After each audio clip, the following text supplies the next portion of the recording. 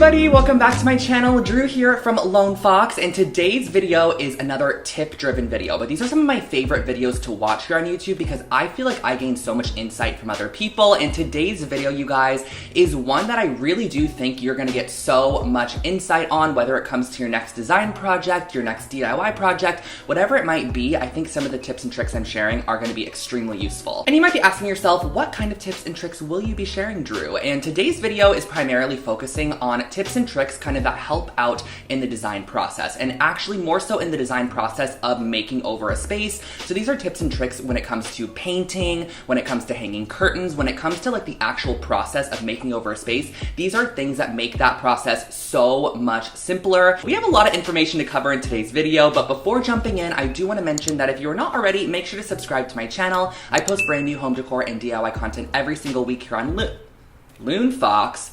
What was I about to say there? On Lone Fox. And I'm also on Instagram and TikTok, both of which are Lone Fox Home. And lastly, my online shop is back up, you guys. If you're in the market for any home decor, accessories, gifts, whatever it might be, lonefox.com is your place to shop. But let's go ahead and dive on into our first hack.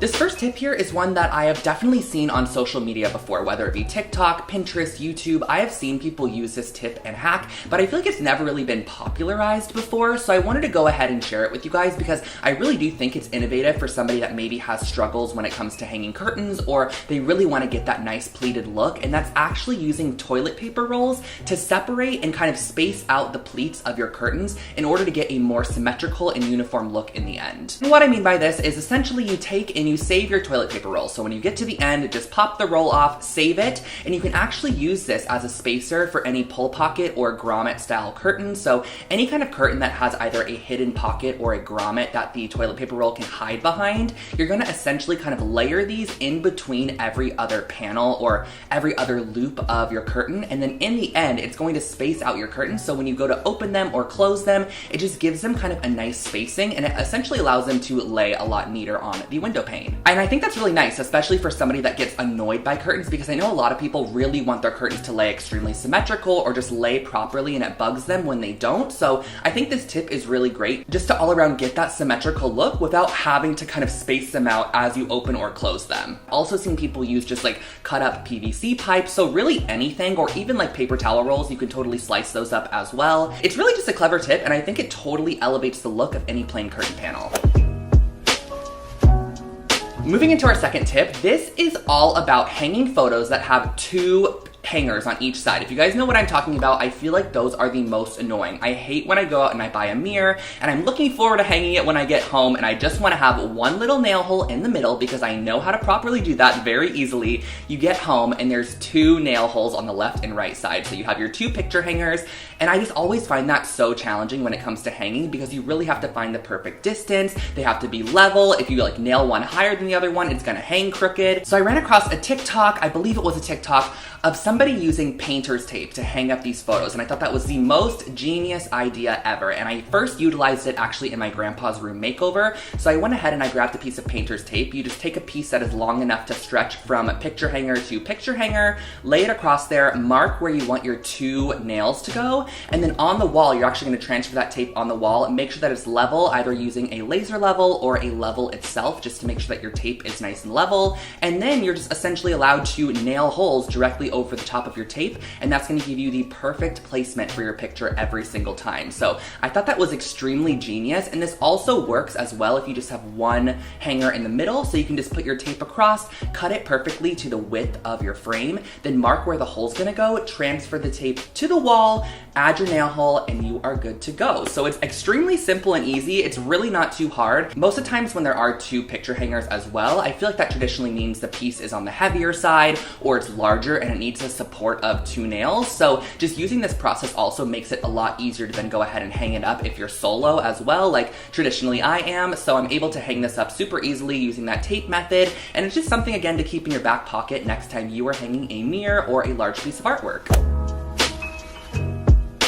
Hack number 3 is one that I actually learned when I was working at West Elm, which was quite a few years back, but it was really my first look into interior design, and it's where I started dabbling into making over my own space and started picking up on designer tricks and tips, because we did have a ton of designers on the floor at West Elm who would help out, people when they're shopping for furniture. And one of the tricks I picked up was actually to purchase pillow inserts that are a little bit larger than the pillow cover. So let's say you have an 18 by 18 pillow cover. They actually recommended that you purchase a 20 by 20 insert for that pillow cover. That's just gonna make your pillow look a little bit more overstuffed, which in the end results in a more luxurious looking throw pillow. And I know that tip is like such a simple one, but next time you're out purchasing throw pillows, just size up a little bit on your insert. It's gonna overall make the pillow look more luxurious. It just looks nicer on the couch and it's not flat. They go from 18 by 18, you have 20, 22, 24, 26. Just make sure that your insert is just a little bit bigger than your cover for that luxurious kind of plush look. I'm probably talking so quickly. Whenever I get into these videos and I'm excited to tell you guys my tips, I start talking so quickly, so I'm gonna try to tone it down for tip number 4. And this one is all about plants and just basically making the plant look more elevated than it actually is. So a great way to do this is, let's say you have a faux tree. Most of the times when you purchase a faux tree, I have a faux fig tree over here, I have an olive tree over here. They come with a really, really small base to them, and you really do wanna get a larger pot to make it overall look a lot nicer. And so something that I think that everyone should do when they do this is actually get a pot that is quite a bit larger than they think, because you can actually elevate the height of your tree. When you start getting into those larger sizes, the prices really do jump quite drastically. So buy that 6-foot tree, but get a pot that's actually quite a bit larger and more substantial. You can easily stuff the bottom of your pot with boxes, extra trash, old clothing, whatever you have that you want to utilize in the bottom of that pot to then basically heighten your tree or raise it up in the pot. Normally, guys, you would then go ahead and cover the entire top of this with moss. So like maybe fill up the edges with newspaper and then add like a moss layer on top to hide it, but that elevated our tree. That'll overall make your plant look so much nicer in the end. And I know it seems weird to like shove some boxes or trash in the bottom of your plant, but it's gonna be concealed by the pot, and in the end, it's just gonna raise the height of your plant, making most of it show out of the top of the pot, and in the end, just make your plant look larger and more expensive than it actually is. And this tip works for smaller plants too, not just trees.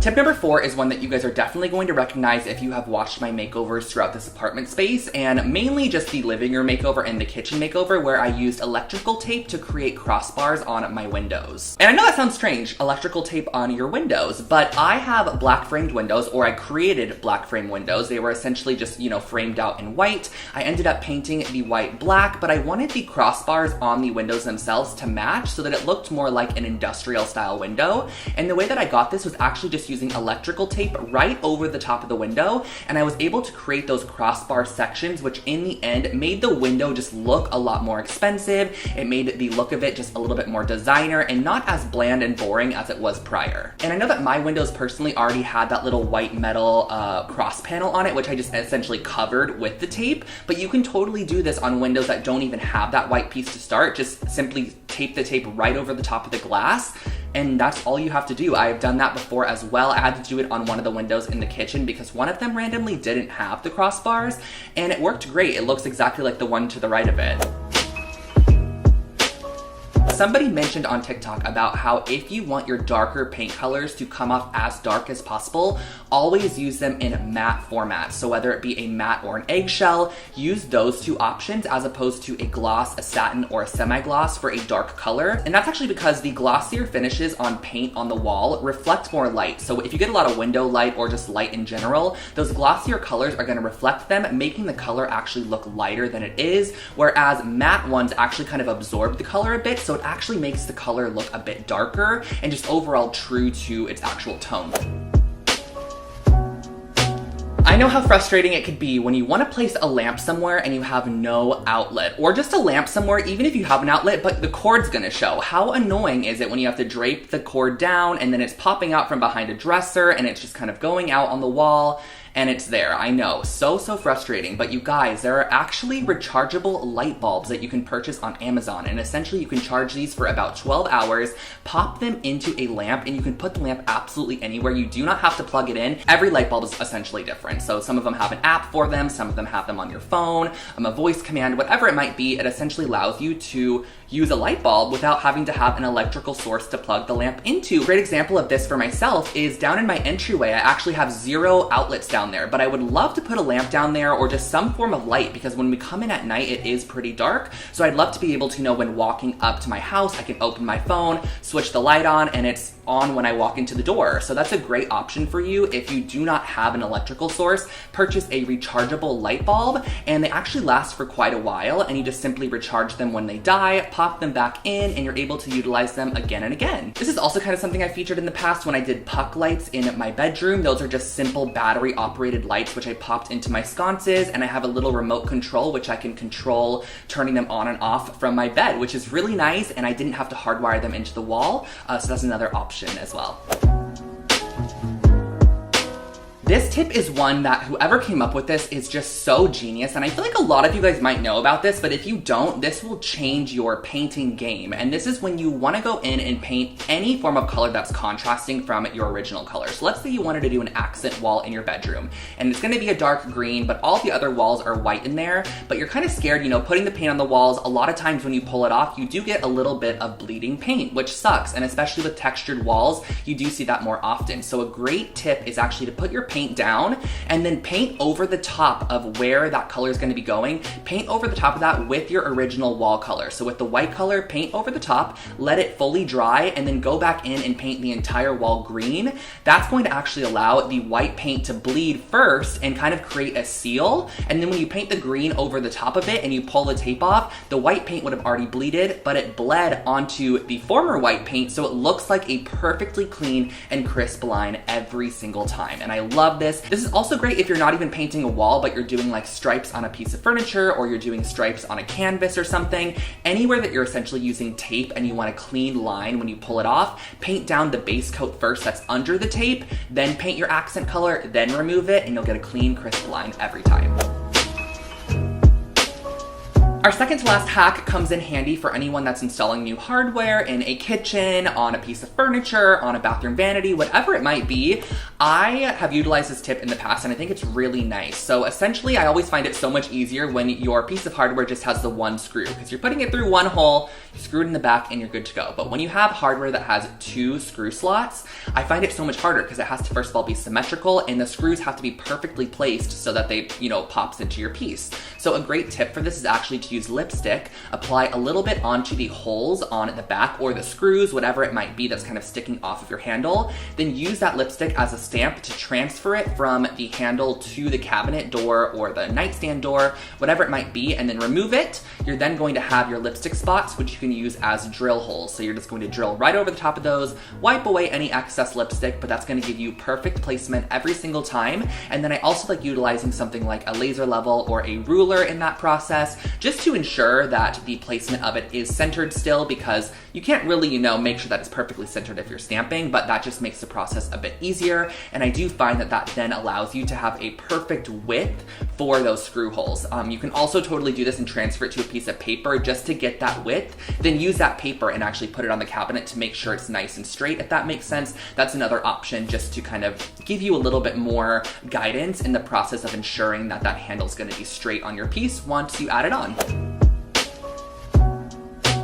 And guys, we are on our last tip here, and I wanted to say this one for last because I feel like I have talked about this multiple times on my channel, and this is when it comes to creating gallery walls. Now, this back here, it's not the craziest gallery wall, there's just 3 images in it, but when you do add more and more, it does get a little bit daunting when you have to start hammering all the nails into your wall. You want to make sure the placement is right, and it can be a little bit scary to kind of create that commitment to adding so many photos to a wall. So a great way to do this is actually to create templates for every single picture. So I'll grab all of my frames and I'll actually create individual templates by laying it on top of some butcher paper, newspaper, or printer paper, whatever you have that's large enough. Poster board works as well. I trace out the shapes of all of my frames, and I also transfer over the nail hole placement just by kind of finding it and pressing on the paper. You can kind of find where that nail hole is. You can add the spot there, and then you can kind of write on there too what the artwork is that's going to be there. Once you have all of your templates created, you can transfer those over to your wall and add them on the wall using, some removable removable masking tape,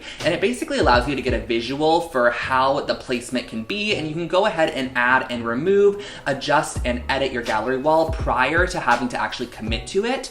And the great thing is that once you have all of your templates up on the wall, all of your nail holes are in the perfect spot. So then you can go back over the top of your template, add the nail, and then pull the template right off and add your frame, and you have a perfectly placed gallery wall. And those are my 10 designer, innovative, clever hacks when it comes to making over a space. So those are just tips and tricks that I have used when it comes to any form of transformation I'm doing in my space, large or small. If I want to add a gallery wall, if I want to add a simple framed piece of artwork, if I want to swap out the hardware, these are just things that I have used that I think make the process so much simpler, and I hope that this helped you guys out as well. So if you are not already, make sure to subscribe to my channel. I post brand new home decor and DIY content every single week here on Lone Fox, and there are a ton of other tip-driven videos on my channel if you guys want to check those out. I'll leave some in the cards above. We have small apartment hacks, organization tips, decor hacks.